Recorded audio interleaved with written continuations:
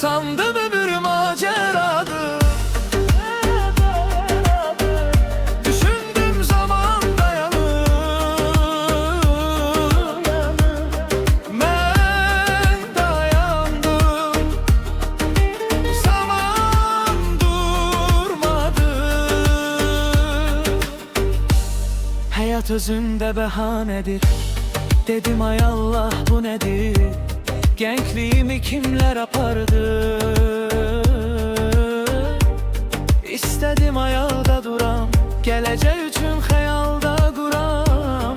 Dizlerimde sözüme bakmadı.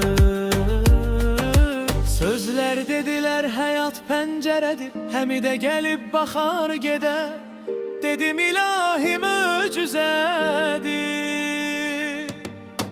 Necə də gör